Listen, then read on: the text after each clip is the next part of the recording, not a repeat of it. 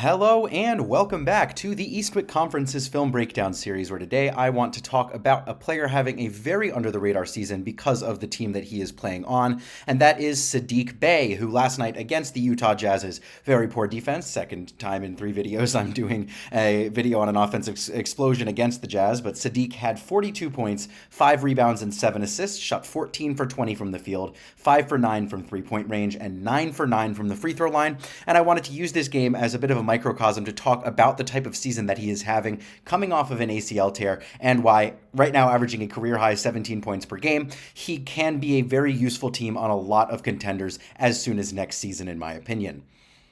I want to start with his on-ball work. I mean, obviously you can't have 42 points in a game getting to the rim all the time if you're not creating a bunch of shots for yourself. But I want to talk about how Saddiq has really turned into a very physical driver, and he's able to leverage that to really push the bill and get to the rim as much as possible. Almost 60% of his shots either come at the rim or in the short mid-range. You can see here, working at the top of the key, he's able to get right to that little short mid-range floater area.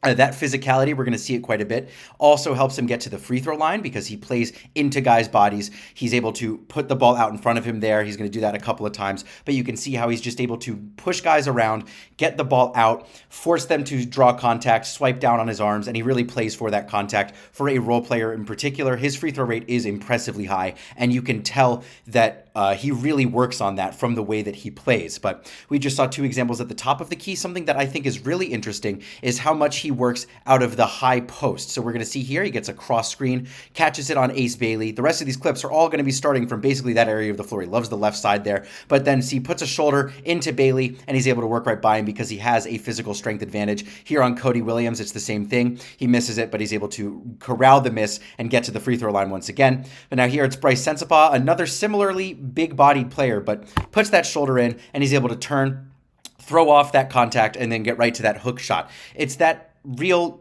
urge and desire to get to the rim there, that spin, that's how you know he's cooking.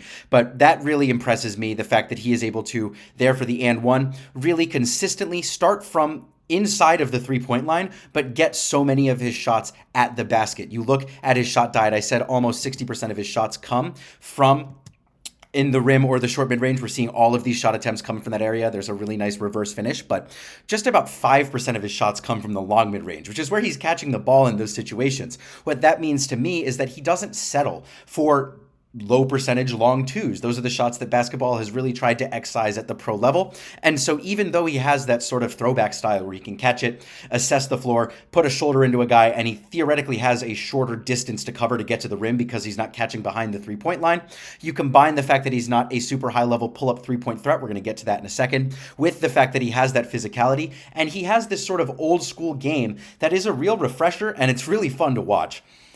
But Bey is also able to use that sort of rim pressure and physicality off of the ball, and I think that that is really important when we're talking about his fit next to other players. There, off an offensive rebound, it's a chaos situation. He's able to just slip right back door and finish. But you see here, Zion Williamson draws a second defender at the top of the key, and so Bey can just catch it one pass away and drive a closeout on the wing, and he's able to finish right over that contest by Bailey down low. And then here, once again, you see Bailey kind of in no man's land, thinking he's going to try to help over to Zion, but he's really not defending anybody. And Saddiq just needs to catch the ball here and drive it right to the rim for a really nice reverse finish once again.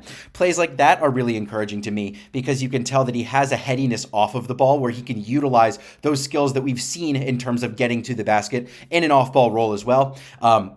The other way that that off-ball headiness really manifests and that he can be a useful player is as a 3-point shooter. You see here, that's a simple just kind of handoff action. The defense doesn't play up enough on him. I said I was going to talk about the 3-point shooting. He's only at around 35% on the season.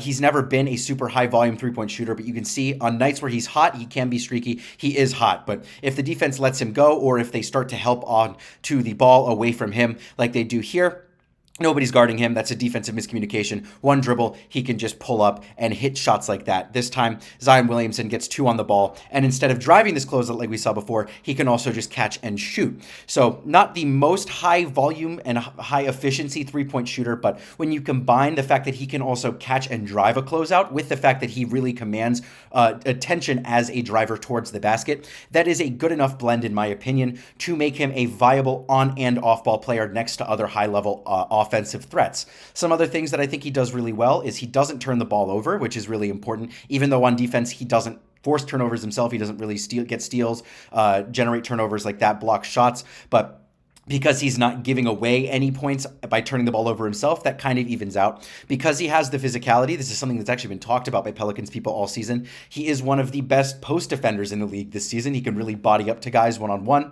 And then also, I've said it, he can really get to the free throw line at a high level, which for a complementary player can be really, really useful to bolster your overall offense when you're playing off of other guys that can generate high percentage looks on any given possession. So Saddiq, probably Troy Weaver's biggest W to this point that he's been able to import to New Orleans with him. Obviously, he drafted so many of the guys that are doing well in Detroit, but Saddiq Bey was in that very first group of guys. Obviously, traded for him this past summer, the first moment he could with the Pelicans, but he also signed him with the Wizards last year when he had torn his ACL. This guy is one of the bigger success stories in the league to me this year because he's coming off of a torn ACL. He was kind of in no man's land for a little while once he got traded to the Atlanta Hawks. His fit with that team was pretty unclear. Wasn't sure if he's not a super deadly three-point shooter, what exactly is he on offense, because he's not a shot creator for others. But I think this season he has turned himself into a pretty multifaceted and valuable offensive player, and I can't wait to see what ends up happening with him this summer if he ends up on a new team and how he can help those guys out. Thank you so much for watching. I really appreciate it, and I hope that you have a great day.